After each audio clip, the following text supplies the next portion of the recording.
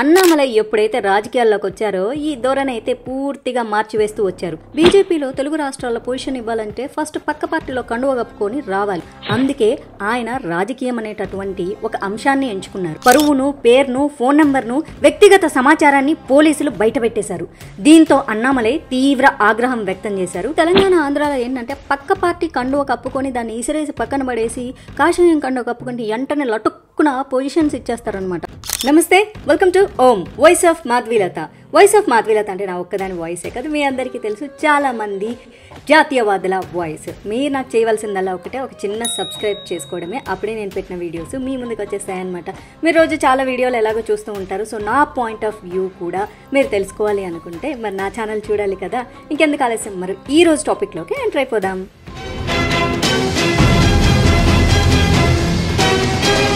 అన్నామలై. ఇప్పుడు ఈ పేరు వింటేనే డిఎంకే పార్టీ గుండెల్లో గుబులు పుడుతోంది. లోక్సభ ఎన్నికల తర్వాత చదువుకోవడానికి విదేశాలకు వెళ్ళిపోతే ఇక అన్నామలై ప్రభావం అంతగా ఉండదని భావించినటువంటి ద్రవిడవాద పార్టీలకు ఆయన పునరాగమనం మరింత భయాన్ని అయితే కలిగిస్తోంది కదా. ప్రభుత్వానికి వ్యతిరేకంగా చేస్తున్న పోరాటం చూస్తుంటే ఆయనలో ఉన్న కసి ఏమాత్రం కూడా తగ్గలేదని తెలుస్తుంది. అదే సింగం.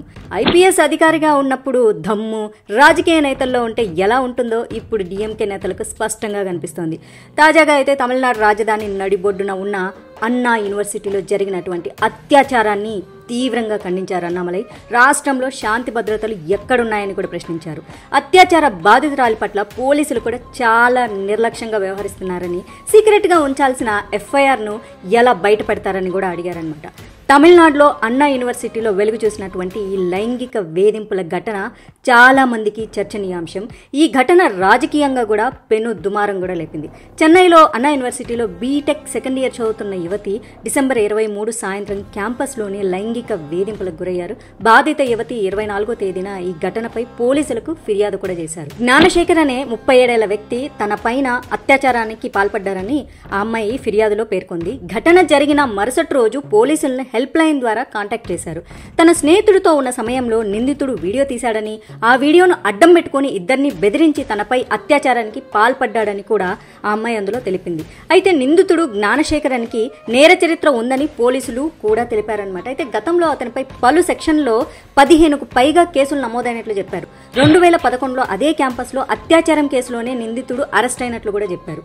దీంతో ఇది కాస్త రాజకీయంగా తీవ్ర విమర్శలకైతే దారితీసింది. అత్యాచార కేసులో నిందితుడుగా ఉన్న వ్యక్తి యూనివర్సిటీలో స్వేచ్ఛగా ఎలా తిరగలుగుతున్నాడని చెప్పేసి చాలా మంది అడుగుతున్నారు. నిజమే కదా.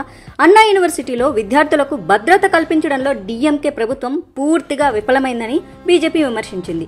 కేవలం ఇది మాత్రమే కాదు, బాధితురాలి వ్యక్తిగత విషయాల్ని చాలా సీక్రెట్ గా ఉంచాల్సిన పోలీసులు ఏకంగా ఎఫ్ఐఆర్ కాపీని మీడియాకి విడుదల చేశారు. లైంగిక వేధింపులకు గురైన బాధితురాలి పరువును, పేరును, ఫోన్ నంబర్ను, వ్యక్తిగత సమాచారాన్ని పోలీసులు బయటపెట్టేశారు. దీంతో అన్నామలై తీవ్ర ఆగ్రహం వ్యక్తం చేశారు. ఈ ఘటనపై ఆందోళన కూడా తీవ్రతరం చేశారు. ఎందుకంటే ఇంతకు ముందు ఆయన ఒక పోలీస్ ఆఫీసర్. అందరూ ఆయన్ని నిజంగానే సింగం అని పిలిచేవాళ్ళు. జ్ఞానశేఖరన్ డిఎంకే కార్యకర్త కావడం వల్లే పోలీసులు పట్టనట్టుగా వ్యవహరిస్తున్నారని అన్నామలై పోలీసుల తీరుపై ఓపెన్ గానే విమర్శలు చేశాడు. మరి ఇంతకుముందు పోలీస్ కదా, అన్ని డీటెయిల్స్ ఉంటాయి ఆయన దగ్గర. ఈ విషయాన్ని కేవలం విమర్శలకే పరిమితం చేయలేదు అన్నామలై. ఈ ఘటన పట్ల ప్రభుత్వ నిర్లక్ష్యాన్ని ఎండగట్టాలని నిర్ణయించుకున్నారు. దీన్ని ప్రజల దృష్టికి తీసుకెళ్లాలంటే అన్నామలై స్థానిక సంప్రదాయాన్ని కూడా ఆశ్రయించాడు. తమిళనాడులో పరాక్కుం కావడి అనేది ధార్మిక సంప్రదాయంలో చాలా ప్రాచీనమైనటువంటి మొక్క అనమాట. తమిళ గ్రామీణులు, ఇది మరి ముఖ్యంగా దళితులు, ఇతర బీసీ కులాల వారు ఈ ఆచారాన్ని ఎక్కువగా పాటిస్తూ ఉంటారు. మహిళలపై జరుగుతున్న అన్యాయాలు, అగత్యాలను ఆపాలని చాలా మంది పురుషులు తమను తాము హింసించుకుంటూ ఉంటారనమాట. దీంతో పాటు పాదరక్షలు వేసుకోకుండా ఉండే మొక్కును దేశంలో చాలా మంది ఆచరించిన తమిళనాడులో కాస్తంత ఎక్కువగానే పాటిస్తారు. ఆ మాటకొస్తే దక్షిణ భారతదేశంలో మిగతా రాష్ట్రాలతో పోలిస్తే తమిళనాడు విలేజ్ లైఫ్ అనేది సాంప్రదాయాల ప్రభావం చాలా ఎక్కువగా ఉంటుంది. ఈ ఆచారాన్ని పాటించడం వల్ల హిందూ సాంప్రదాయాల్ని వారధిగా చేసుకుని దళితులకు మరింత దగ్గర కావాలని అన్నామలై భావిస్తున్నట్లు కనిపిస్తూ నడుస్తోంది, జనాలు అంటున్నారు, రాజకీయం చేస్తున్నారంటున్నారు. మరి రాజకీయాల్లో రాజకీయం అయితే ఉంటుంది కదా, పేరు ప్రఖ్యాతులు వస్తే రావచ్చు, కానీ అతను నిలబడినటువంటి ధర్మం, ప్రశ్నించినటువంటి ప్రశ్న నిజమైందే కదా. అందులోనూ తమిళనాడులో మహిళలపై జరిగిన అన్యాయాలకి పురుషులు తనను తాను శిక్షించుకోవడం అనేది అనాది కాలంగా వస్తుంది. అదే సంప్రదాయాన్ని ఫాలో అయ్యారు. దీన్ని చాలా మంది వచ్చేసి నాన్ సెన్స్, న్యూ సెన్స్, ఇంత చదువుకున్న వ్యక్తి ఇలా చేయడం ఏంటి, మరి బ్లేలతో కోసుకుంటూ కొరడాలతో కొట్టుకుంటూ తిరిగే వాళ్ళని మీరు ఎప్పుడు ప్రశ్నించరే. మరి మన సాంప్రదాయాలలో ఇలా చేస్తే మరి మూఢనమ్మకాలు అవుతాయా? అది మూఢనమ్మకాలు ఎందుకు అవుతుంది? ఒక్కొక్కసారి మనకు న్యాయం జరగనప్పుడు మన చెంపలు మనమే పగలగొట్టుకుంటూ ఉంటాం, అవునా కాదా? అదే సంప్రదాయాన్ని ఆయన కూడా ఫాలో అయ్యాడు. అలాగే కార్తికేయ దీక్ష తీసుకుని ఇక చెప్పులు వేసుకోను మళ్ళీ డిఎంకే ప్రభుత్వం దిగిపోయి కాషాయం కండువా ఎప్పుడైతే సీఎం పదవి సాధిస్తుందని నాకైతే జయలలిత గారు గుర్తొస్తున్నారు. ఆమెకు అసెంబ్లీలో అవమానం జరిగింది, ఆమె చీర లాగేశారు దుశ్శాసనలాగా. అప్పుడు ఆమె శపథం చేసింది తమిళనాడు రాజకీయాలలో, మళ్ళీ నేను గౌరవంగా ముఖ్యమంత్రి అయ్యి ఈ అసెంబ్లీలో అడుగు పెట్టే వరకు నేను మళ్ళీ అసెంబ్లీకి రాను అని. అంతే కదా, ఆమె మాట నెరవేర్చుకుంది. చూస్తుంటే అన్నామలై కూడా ఈ మాట నెరవేర్చుకునేలాగే ఉన్నారు.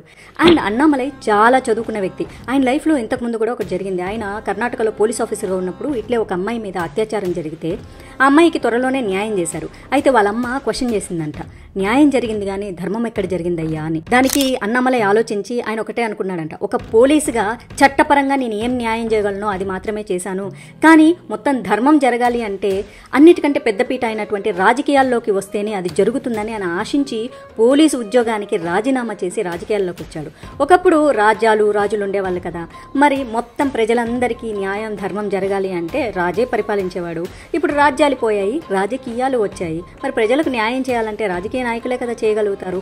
అందుకే ఆయన రాజకీయం అనేటటువంటి ఒక అంశాన్ని ఎంచుకున్నారు. దీన్ని ఆయన పొలిటిసైజ్ చేయాలనుకుంటున్నారు, ఇలాంటి దొంగ పేరు తెచ్చుకోవాలనుకుంటున్నారని చాలా మంది అంటూ ఉంటారు. అరే యార్, పాలిటిక్స్ ఉండకుండా ఇంకేముంటాయి? కానీ మీరు ఆలోచించాల్సింది ఏంటంటే ఆయన అడిగిన ప్రశ్న కరెక్టా కాదా, కోరిన న్యాయం ధర్మమా కాదా, వాడికి శిక్ష పడాలన్నది సమంజసమా కాదా, నిజమైనటువంటి కారణం కోసం ఆయన హింసించుకున్నాడు, తప్పేముంది? అన్నామలై ఎప్పుడైతే రాజకీయాల్లోకి వచ్చారో ఈ ధోరణి అయితే పూర్తిగా మార్చివేస్తూ వచ్చారు. తాను రాజకీయాల్లోకి రావాలనే కోరిక 2019 మే నెలలో తన ఐపీఎస్ ఉద్యోగానికి రాజీనామా చేశారు కదా అన్నామలై. అదే ఏడాది అక్టోబర్ నెలలో ప్రభుత్వం ఈ స్వచ్ఛంద విరమణకు అంగీకారం కూడా తెలిపింది. 2020లో అన్నామలై బీజేపీ తీర్థం అయితే పుచ్చుకున్నారు. అప్పటి నుంచి మెల్లిమెల్లిగా తమిళనాడులో హిందుత్వ రాజకీయాలకు పునాదులు వేస్తూ వచ్చారు. ఒక రకంగా చెప్పాలంటే కాషాయం ఎగిరేశారు. తమిళనాడు రాజకీయాల్లో బీజేపీకి కనీసం ఎమ్మెల్యే సీటును గెలవాలంటే కూడా కష్టంగా ఉన్న చోటు నుంచి ఇప్పుడు 13% ఓట్ షేర్ని పెంచగలిగారు. ప్రస్తుతం డిఎంకే పార్టీ ఇంత బలంగా ఉన్నా కూడా 13% ఓట్ షేర్ తీసుకురావడం అంటే అంత ఆషామాషి విషయమేం కాదు. అది అన్నామలై వల్లనే సాధ్యమైంది. మొట్టమొదటిసారి అక్కడ బీజేపీ సొంతంగా పోటీ చేసింది. అప్పటి వరకు అన్నా డిఎంకేకి తోక పార్టీగా మిగిలిపోయిన కమలం పార్టీ ఒంటరిగా ఎగిరేలా చేశారు అన్నామలై. ఈ క్రెడిట్ అయితే మనం ఇచ్చే తీరాలి. ఎంతైనా సింగం కదా, సింగం ఎప్పుడు సింగల్ గానే వస్తుంది. ఎప్పటికప్పుడు అధికార పార్టీ చేస్తున్న మోసాలని ప్రజల ముందు ఉంచుతూ వచ్చారు, అది కూడా సాక్ష్యాలతో. పోలీస్ బ్రెయిన్ కదా. తమిళనాడులో ఎన్ మక్కల్ పేరిట పాదయాత్ర చేపట్టారు. ప్రజలతో మమేకం కూడా అయ్యారు. డిఎంకే పార్టీ ఫైల్స్ పేరిట పార్టీ చేస్తున్న అవినీతి చిట్టాను కూడా విప్పారు. పోలీస్ ఆఫీసర్ స్టైల్లో డిఎంకే చేసిన ప్రతి అవినీతిని టైంతో సహా క్షుణ్ణంగా కూడా వివరించారు. దీంతో డిఎంకే పార్టీకి అన్నామలై కొరకరాని కొయ్యగా మారిపోయాడు కదా. ఇప్పుడు విజయ్ రాజకీయ అరంగేట్రం కూడా చేశారు కదా. తమిళగా వేట్రి కజగం పేరిట పార్టీని అయితే స్థాపించారు.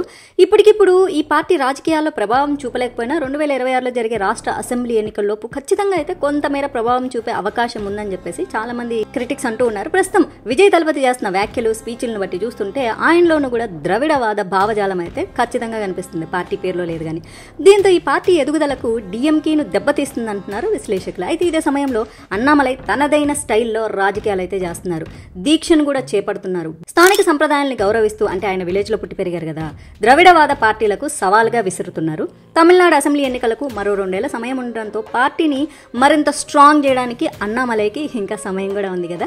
ఇది రాష్ట్ర రాజకీయాల్లో ఎటువంటి ప్రభావం చూపుతుందో చూడాలి. మరి అన్నామలైని ఇన్స్పిరేషన్గా తీసుకొని మన తెలంగాణ, ఆంధ్ర కాషాయ కార్యకర్తలకు కాస్త గుర్తింపు ఇచ్చి మంచి లీడర్షిప్ నడిపితే చాలా బాగుంటుందేమో. నాలాగా పార్టీ కోసం వాయిస్ రైజ్ చేసి పనిచేసే వాళ్ళను, ప్రశ్నించే వాళ్ళను ఇండైరెక్ట్ గా భలే తొక్కి పడేస్తూ ఉంటారు. కార్యకర్తలకు మన తెలుగు రాష్ట్రాల్లో కాషాయం పార్టీలో వీళ్ళువే లేదు. నిజాలు మాట్లాడే వాళ్ళని తోకలో ఈకల్లాగా పీకి పారేస్తూ ఉంటారు. అన్నామలై లాంటి లీడర్స్ని చూసి మనం నేర్చుకోవాల్సింది ఎంతైనా కూడా ఉంది. చెట్టు పేరు చెప్పి కాయలు అమ్ముకున్నట్టు మోడీ పేరు చెప్పి ఎంతసేపు మన తెలంగాణ ఆంధ్రాల కాయలు అమ్ముకుంటారు. మోడీ మోడీ మోడీ అంటే కుదరదు కదా. మీరు కూడా మోడీలాగా కష్టపడి పని చేయాలి. ఈ పార్టీ కాకపోతే ఆ పార్టీ, ఆ పార్టీ కాకపోతే ఈ పార్టీ. యాక్చువల్లీ చెప్పాలి అంటే ఈ తెలంగాణ ఆంధ్రాలో ఏంటంటే పక్క పార్టీ కండువ కప్పుకొని దాన్ని ఇసిరేసి పక్కన పడేసి కాషాయం కండువ కప్పుకొని వెంటనే లటుక్కున పొజిషన్స్ ఇచ్చేస్తారనమాట. పోస్టులు ఇచ్చేసి నెత్తన పెట్టేసుకుంటారు. ఇదే పార్టీకి కుక్క చాకిరీ చేసుకుంటూ మా పార్టీనే మా దైవం అని చెప్పి బతుకుతూ ఉంటాను చూడు. మాలాంటి అంటే నాలాంటి ఇంకా చాలా మంది లాంటి వాళ్ళను అసలు దేకను కూడా దేకరనమాట. నేను కొన్ని రోజుల క్రితం స్టేట్మెంట్ కూడా ఇచ్చాను. బీజేపీలో తెలుగు రాష్ట్రాల్లో పొజిషన్ ఇవ్వాలంటే ఫస్ట్ పక్క పార్టీలో కండువ కప్పుకొని రావాలి, లేదా ఈ పార్టీలోంచి పక్క పార్టీలోకి వెళ్ళిపోయి కండువ కప్పుకొని పొజిషన్స్ తీసుకొని రావాలి.